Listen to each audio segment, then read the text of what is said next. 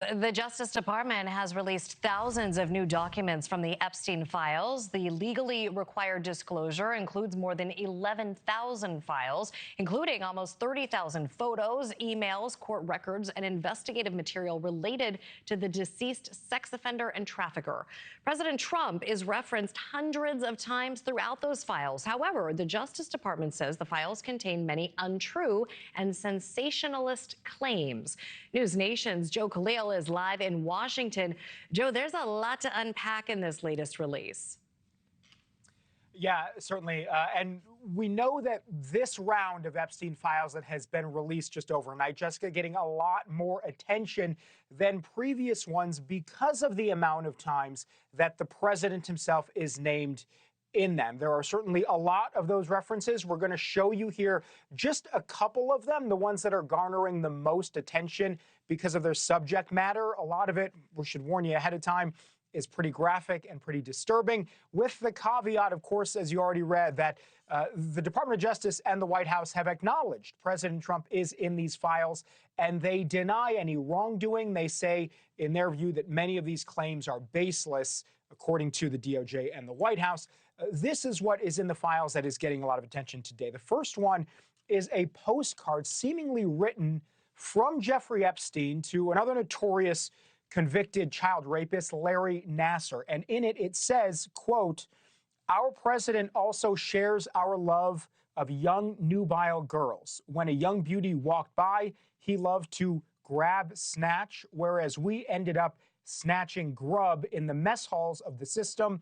Life is unfair." Now, that allegedly sent to Nassar just before Epstein's suicide in prison. On the postcard, it shows this card was returned to sender because Nassar was no longer at the prison that this note was sent to. This next one, also, again, very serious, very heavy material here, allegedly of a report of an interview with a limo driver who, according to this file, claimed to have heard President Trump in his limo talking to Jeffrey Epstein and later heard a female say, and this is quoted exactly here, Donald J. Trump had raped her along with Jeffrey Epstein. The report also references a claim that this woman was later found dead with her, quote, head blown off. Lastly, this third one, this is not a Trump-related one, but it appears to be the DOJ internal emails regarding the Epstein case, and it references multiple people who may have also committed crimes alongside Epstein. It doesn't name anybody, but it says of the 10 co-conspirators, 3 have been located in Florida, 1 in Boston, 1 in NYC, 1 in Connecticut. It also says 1 is a wealthy businessman in Ohio. And the email suggests the DOJ was actually working on locating and serving subpoenas to all of them. So, Jessica, again, very heavy stuff there.